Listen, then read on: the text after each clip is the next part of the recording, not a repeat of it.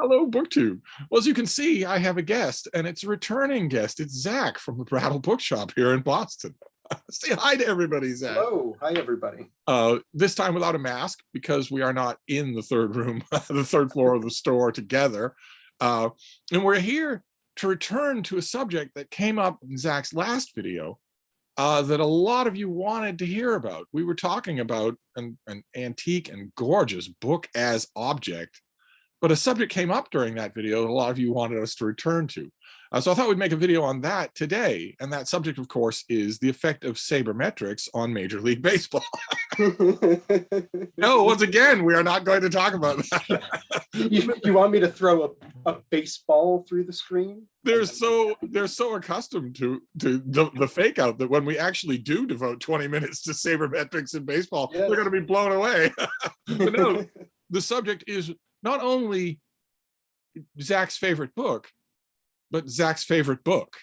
If yes, you know what I mean. That yes, all will become clear. And that book is this. That book is The Master Margarita. That's funny. I can't talk about books without talking about the book as the physical object. I actually brought my own copy of that particular translation. This is although I have to say it is not my favorite translation, and I can go into a little bit about why. Yes, absolutely. But I won't first, get ahead of us. Tell everybody, first of all, what this book is. A lot of my viewers are young enough so that they encountered this in college. This has now crept onto the reading list of many college literature. Is it really? Oh, that's wonderful. Many.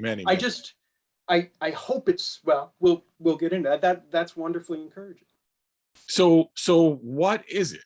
So Boris Pasternak wrote this in the 1950s? Is that what? Oh, Jesus. I love the movie. Trying to trigger me. Yeah, it was too long, if you ask me. The book is The Master and Margarita by Mikhail Bulgakov, Russian writer, obviously originally written in Russian, originally published in, it was first published in the Soviet Union in the winter of 1966, 1967. It was very soon translated into a number of Western languages, appeared in, in two different English versions in 1967, and has been a pretty famous book ever since. You are an aficionado of all things Russia, yes? Yeah, I'd say that, and this is one of my. It's a hazardous thing to say today. Yeah, well, maybe not all things Russia, but Russian literature certainly. Russian literature certainly. Yes, I love everything they do. Yeah, right. That won't really work, will it? No. But Russian literature in general, and this book and this writer, and other books that sort of came to the public under similar circumstances are particularly interesting to me. Could you attempt for us the title in Russian? You're gonna love it, Steve. Master and Margarita. Here, I'll show. Well, next question. So here is, when we talk about my favorite book, here is my favorite book. This is a Russian language version, and there it is right there, Master and Margarita. Wow. All right, now before we get into what makes this your favorite book, what about some details about this book's journey to us at all? Sure. Because you just mentioned a publication history and you left out, you mentioned a standard back of the book jacket publication history and left out why all of it is weird. Yes. Well, we're gonna talk more about book jackets. I mentioned that it was published in, it wasn't published until 1966. The first part of it was published in a Moscow literary journal. The second part of it was published shortly after. Bulgakov died in 1941. So you can, right there, you can tell there's a lot that goes into that story. The book was actually written by Bulgakov throughout the 1930s. Well, he probably started it in the late 20s and 30s. And I won't go too much into his career, but it's very important to note that most of his literary output during his lifetime was suppressed or blackballed or sent or officially censored in some manner, including everything that he wrote before this book. Yeah, and everything. It's hard to say. I can't say everything, because certainly he was a working writer. He was best known in Russia. Now he's known kind of like the same fate as Pasternak, who in Russia was best known as a poet and also as a translator of some great literature. We in the West know him for Zhivago, and maybe you also knew that he wrote poetry. Bulgakov was best known in Russia, or in the Soviet Union, I should say, as a playwright. He was a fantastically popular playwright, but then for various political reasons, partly due to his background, his family was a member of the aristocracy. He was the intelligentsia, but not the revolutionary intelligentsia, crucially. In the very city that's making all the news headlines today, right? In Kiev. In Kiev, that's where his family came from, correct. Yeah, his family, in the US now, your family wants you to grow up to be a doctor or lawyer. In his family, it was a doctor or a theologian, and he chose the former. But that background, by the time, especially by the time the 20s came around, and certainly in the 30s, when he encountered, basically was unable to work in any, in the theater, in any literary genre. Now, why was that? If he was a successful playwright, he must have known what to do in order to make a living writing, and he chose not to. Yes, because he couldn't write what he wanted to and get it on the stage, or get it into print. Now, some of his, he did publish in his lifetime a book of short stories in the 20s, which was good, and he put a number of plays on the stage. One in particular, called the Days of the Turbines, which was based on a novel that he wrote, which you may have read, called The White Guard, is what it was his second most popular thing. Yeah. What's that? His second most popular thing in English. Absolutely, it's a wonderful book. But you can, if you've read it, you certainly sense his sympathies, his feelings about the sort of intelligentsia class pre-revolution that got left behind, got decimated. So many of the families and individuals who emigrated from Russia during that time were members of that class. He stayed. Oh, go ahead. So writing this book, yeah, he must have known that it wouldn't get published. Oh, he talked about it. There are surviving letters where he jokes. He had a wonderful Black sense of humor, which comes across delightfully in the book. But in all of his writings, he joked in letters that this won't be published until well after I'm dead. And he said that in the middle of the 30s, and of course he was right. So all of that is to say, in terms of the ultimate, the eventual publication of the book. What I always tell people when they ask about the various versions of the texts that exist and have existed and been published in the book's history, there is no definitive text of Master and Margarita. His I think his second or third wife, to whom he was married when he died in 1941, Yelena, she basically was the steward of the manuscript, or I should say the manuscripts of Master and Margarita that became the published versions. And so basically 25 years, it existed only in manuscript form, and it was circulated a little as samizdat.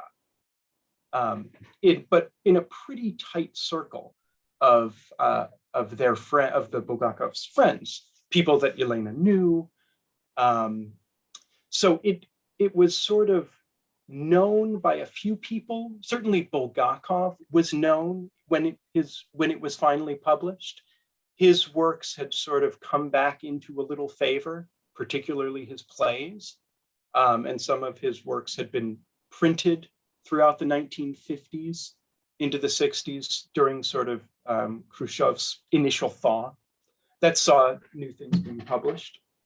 And Yelena was certainly largely responsible. So to what extent, when we read the book, are we reading her creation? He certainly dictated his last work on the novel to her. By the end of his life, he died from a kidney disease at 49. He was a young man. Wasn't it a disease that he had long predicted would kill him? Yes, he was. He was very good at predicting. Unfortunately, I guess it's not much different from you, right? Well, your final moments will certainly be under a collapsed pile of books. You already know that. Probably no more than yards from where I sit right now in the basement of the Brattle. But if he dictated that manuscript to her, then why do you say that there is no definitive text? That's a great question. Because there were different versions that she had, and some of this has sort of been reverse engineered and reconstructed by literary scholars. But essentially, the versions that were published, the version that was published in the Soviet Union, the initial serial publication in a journal called Moscow.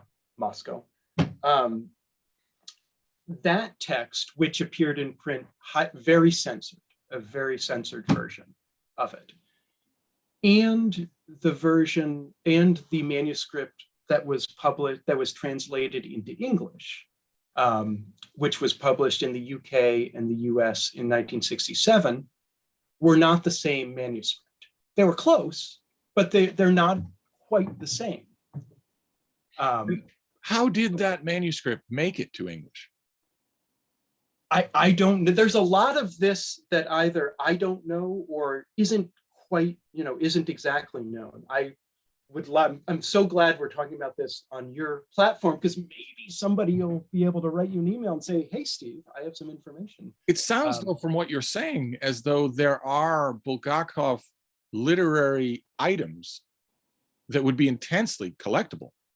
Oh, especially. I'm not talking just about finished books. I mean, the steps along the way. Absolutely. Like everything in the steps along the way must still exist and be in someone's hands. I would think so. Things like that are always turning up somewhere.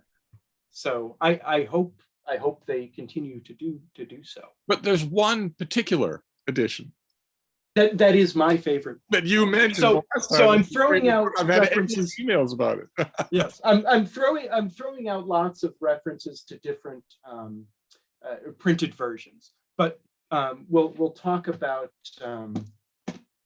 We'll talk about. Well, one thing I do want to mention first, because it kind of puts this in a little more perspective. So I mentioned that right after the initial Russian censored version of the text was published in Moscow, in 1967, two separate versions were published in both the United States and England.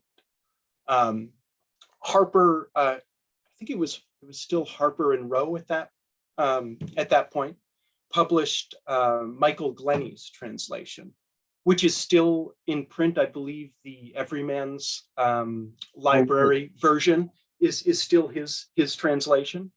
That was published, and that contained an uncensored version of the text. And what I find really interesting about that is that it advertised itself as an uncensored version of the text. So even in 1967, the American and English audience were being told, this is the version that the Russians can't get, that was Oh, censored right. for Okay. the Soviet Was that true? audience. It was absolutely It true. was absolutely true. So how did that Absolutely. manuscript make it to London? I don't know, and I don't know if there is a definitive known answer to that question. But an interesting thing, I mentioned there was another English language version published. Grove Press published a version in the US, translated by Mira Ginsburg, which you can also still buy in paperback. But that was the censored version. That was an English language translation of the publication that came out in the 2 issues of Moskva. Oh. That did not, as you could imagine, advertise itself as a censored version of the text. And if you buy the Grove paperback, I haven't been into a new bookstore now because of the pandemic for about 3 years, but the last time I did, I always check this. Go in and see if I can find the Grove paperback version of Master and Margarita, and I flip to a particular chapter that makes it really easy to tell which version it is, and it's still the censored version. Wow. Even now. Which it's amazing, and which it just strikes me as a missed opportunity, because that's a valuable thing to know. It's, I don't think I think I don't know if it would help or hurt sales. Well, no, you could easily, but that's information that's useful to somebody who's interested in literature. The number of customers who would buy the book because it says read the version the Russians can't read, I would imagine is about the same as the number of customers who would read the book if it said read the version the Russians originally read. Yes, that's exactly right. You would announce it either way. But I have a horrible question. Please, oh God, ain't dead away. Wonderful. Is the uncensored version noticeably better than the yes, version? It is noticeably. Read both of them. It is noticeably better. It is. But one thing I'll say about the other censorship bad. Censorship bad, but oh boy, it's I guess that's the short answer and the long answer, but the long answer is much more interesting to get there. It's kind of the motto it is a for much the Brattle Bookshop just in general, isn't it? The long answer is much more interesting. It's much more interesting. That's been Ken's motto forever. Yep. The long answer is much more interesting. It's much more interesting. But so yes, it's a much richer, much more interesting text. But the wonderful thing about this book is, Steve, it doesn't matter what version you read it in, what language, how much of it is censored. You can't kill this book. It's just a wonderful piece of literature. That touches on the first part of what we're saying, that this is your favorite book. It is my favorite literary work, and just to finish that thought, it sold over 150,000 copies when it was first published in Moscow. So even in the censored version, people knew it was a great book and they wanted to read it. Okay, well, that was going to be one of my next questions, was an aura of greatness around this thing from the beginning? Like, yes. For instance, what about Bulgakov himself? Yes. Did he know that it was a great thing? Probably. Yes. Oh, he knew. He knew it was his master. Really? Yeah. Well, it's called Master and Margarita, Steve. and there's a character in it that certainly if not based on himself, certainly has a lot of him in him. But we're talking about an element of greatness here. Yes. Bulgakov had many well, if not colleagues, contemporaries anyway, writers who made a full-blown living writing under Soviet censorship. Novelists who did. Yeah. None of them seem to have caught on the way this book has. I'm thinking you know all these people better than I do. There's one guy who had he was short and squat and industriously wrote his whole life. I'm trying to remember his name. Are you talking about Sholokov? No, this guy's not known at all. He's not known at all in English reading circles. I don't remember his name. I think it starts with an E. terrible. But the reason why I'm groping for his name is because Yeah. he's had no imprint whatsoever in translation, no imprint whatsoever on the American, for instance, reading audience. What is it about this book? Part of this book, part of the reason this book has the cachet that it does is how it was presented to the world. It was presented to the world as the book that the Russians can't read, or the version of the book. It was a literary event. It's kind of like, as I was saying before, Bulgakov was a known person. He was a known literary figure, even 25 years after his death, when this book finally came out. So that certainly helped its reception. But it's almost like, trying to think of a comparable popular musician. It's almost like John Phillips, maybe like Warren Zevon, which for me is a high someone I hold in the highest non-Dylan regard. who? Warren Zevon? No, nothing. Warren Zevon. Oh, Warren and the Zevons. I love their stuff. It's wonderful. Well, it's what I was gonna say. All right, I'll pick somebody who's not as talented. Let's say John Lennon. Let's say tomorrow, someone found a new fully finished John Lennon album, and it was available. That you could go and buy it. It'd be a sensation. But then let's say you find out a year later, there are 3 more songs that were cut from that original version, and 4 of the songs are longer, and they're slightly, so you can imagine that would have emblazoned on it, this is the version RCA didn't want you to hear. It was it's a literary masterpiece, but it was also, when it hit the public, it was an event, and it had a political aspect, it had a literary aspect. It was sort of a perfect storm for how you are going to make a book famous. I should also point out, just as a little parenthetical here for our viewers, that thing that you just saw Zach do, that we could call it almost a bit of Steve incontinence, where I say something and the response is taking it on board, silently leapfrogging over it, moving on with the conversation. That thing that you saw him do, if you rewind the video, I want to point out, that's endemic to the whole Brattle staff. It's not just Zach. I don't want to be picking on him. The staff of the Brattle has been doing that for a long time. That particular maneuver. That's true. But you're not supposed to say that's true. You're supposed to say just the opposite. Oh no, we revere every word that drops from your mouth. That if I have seen that reaction countless times. Yeah, okay, anyway. But in addition to it being your favorite book, there's also your favorite book. My favorite version that it exists in physical form is this right here. Now, why is that?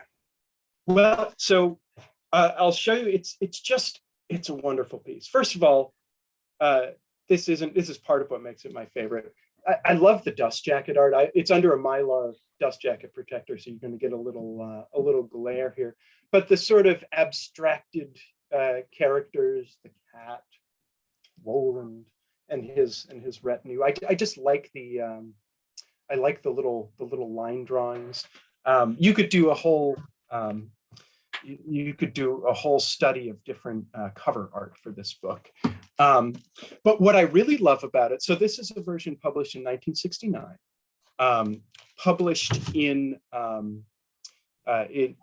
Germany, published in, I think it was published in Frankfurt. Yeah, published in Frankfurt in 1969. So interestingly, most of the Russian language versions that came out, excluding the first serial in 66, 67, were published outside of the Soviet Union. So you've heard of samizdat, self-published material. This is tamizdat, books that were published there, Tom. So outside of the Soviet Union. Is that really a word? Yeah. Absolutely. Oh, that's incredible. So this is a version as is this, which is a 1968 version published in Paris. And this is the censored text. This is actually a pirated This is pirated from the first Moscow publication. So this is the censored text. This text, however, is the full text, but it's not just the full text. See if this comes across. This, not only does it include the portions that were censored from the original publication, it puts them, I don't know if you can see it on the page, but it puts them in italics. Oh. So not only do you have the full text, it shows you exactly what was excluded from. And exactly where. And exactly where. It's one of the most interesting publications I've ever seen. So if you read that text, you would not only know exactly what was excised, but after 30 pages of reading like that, surely you would be in the mind of a Soviet censor. Oh, you were absolutely. And it's very interesting. You think of censorship as this draconian authoritarian process, which certainly it is, but it's done usually by kind of a hack literary figure. It's done by readers. That's what makes it even worse. It's done by readers. And not the most gifted readers of those generations in most cases. No. So a lot of it is arbitrary. Soviet society was notoriously prudish. So a lot of mentions of naked women and the occasional curse word were taken out. For no political whoever did that censoring had to know it must have been experienced by this point. He must have known when he was reading it at first blush, this has to go, that has to go. I can stitch part of this sentence to part of that sentence. Yeah, there are certain passages in most of an entire chapter that just politically were non-starters, and Bulgakov knew that. That's one of the reasons that he knew it would never be published while he was alive, certainly while Stalin was alive. So did many Soviet writers know their censors? I mean, or know at least that I don't know, but I do know that a lot of them knew that they sort of wrote in the knowledge of what would be problematic in front of the censor. And did they also, whether or not they knew them? Oh, go ahead. Were they also roughly aware of what you described, that they would be censored by third-rate non-entities in their own? They were absolutely aware of that. So they knew it wasn't a soulless government guy going through a checklist, running through the Soviet equivalent of an algorithm. They knew it was a hack. It was that's right, and a lot of them did make reference to the fact that they would be censored by a much lesser writer, by someone much less talented. Can you imagine? Yeah. Could you of the old joke? I mean, I can't imagine. Goes to a dinner party and meets a bumbling moron in the corner and says, "Who are you?" And the guy says, "Oh, very happy to meet you. Me am your translator." Because you know right away how horrible it's going to be. Oh man! Exactly. Although I can't help but agree that announcing and describing this is the censored version would have an appeal in an American book market. Absolutely would. But it's a missed opportunity, I think. What about the editions that are in the American book market now? I mean, we both have this Penguin Classic Deluxe, which is a perfectly fine translation. I very much like. Yes. Yes. I very much like the foreword and the introduction. The preliminary texts are very good. They go through some of the history of the publication, which I think is really important to know. Do you know anything about Larissa Volokhonsky? I don't. No. So we don't know if maybe, is she one of those, those arch Russian literary families, those literary elites that might have a connection with Bulgakov? Always very possible. Yeah, very possible. Are there any other readily available English language translations that you like? Well, I mentioned the Glennie and the Mira Ginsburg. It's funny. The Glennie translation is good enough. It's not a great it's not thought of as a great translation. The Mira Ginsburg translation is thought of to be a very good translation, the one that uses the censored text. But my favorite English translation is available. You can still get it in a vintage paperback that looks like this. Indeed, I remember that. It was translated by two Bostonian scholars, Diana Bergen and Catherine O'Connor. One was at UMass Boston, one was at Boston University. It also has a preface and notes, crucially by Elendea Proffer, who wrote the definitive biography of Bulgakov. She and her husband, are you familiar with the Artists publishing house? Yeah, she and her husband, they were artists. Now, did any of these editions that you've shown us, any of them at all, come to you just at random through the store? Oh, all of them did. All of them did.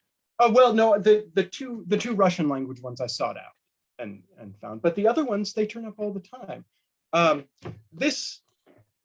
So I'm going to go back to the physical book for you, but so this is the one I recommend to people who are looking to read the book, because again, it has great introductory material. It has fantastic notes. And the translators again, Bergen and O'Connell?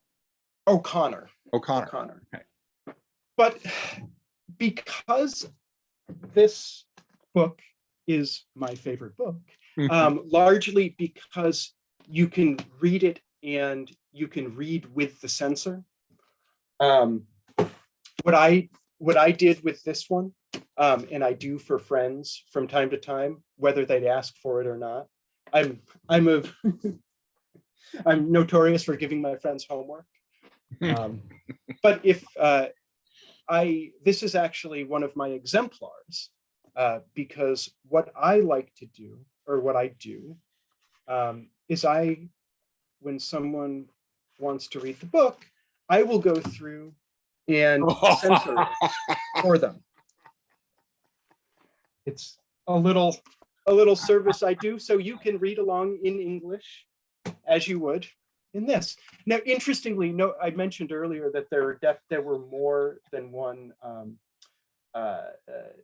manuscript for the text that survived, because again, when I went through and created this, I worked with both this edition and the Russian language edition and the definitive Russian language edition, which was published, or definitive is a bad word to use, but the most recent and probably best Russian language edition, to make sure I was striking out the right portions, and they don't always quite match up. Wow. So it really is in a kind of quantum flux. Yeah, it really is. It's wonderful. There's something kind of fitting about that, considering this book. Yes, that's right. Actually kind of fitting. Yeah. Well, this has been wonderful. I want to wrap up. Yeah. By giving you a chance to do what the kids call an elevator pitch. A lot of people who are watching this video will not have read this book, should they? And why? They should absolutely read the book. Why? Well, I mean, the short answer to why comes from Star Wars, right? Many Bothans died to bring us this information. but what's the long answer? As you say, the long answer is they should read it. Well, unlike a lot of Russian novels, it has a great plot. it has the devil. It has literary hijinks. It's a satire. A lot of it is hilarious. Bulgakov really was at his best when he was writing satire. Another thing that just wasn't going to fly in a totalitarian regime, if you can imagine. So you really get a sense of the absurdity of the Soviet life in the late 20s and 30s, and an offshoot of that was the absurdity of the literary scene and the literary establishment in that time. But you also get probably the most fiercely and vividly imagined telling of the death of Christ. Didn't see that coming, did you? No, I didn't. So you have the devil, Jesus, Pontius Pilate. You have apparatchik hacks. You have the end of the world, maybe. So I suppose that's my elevator. Do you have any idea how people readers in Russia view this book now? Yeah, it's still a big book. It's a big book. Big hit. Yeah, every once in a while, the unedited version. It's the non-censored version. Oh yeah, they have the full text. The Soviet Union essentially has had the full text since 1973, so not that long after. I think they sort of realized the cat was out of the bag by that point. So to speak. Well, there you go. That, ladies and gentlemen, is the long version of what is wrong with Major League Baseball today. Well, that was wonderful. Oh, thanks. That was fun, Steve.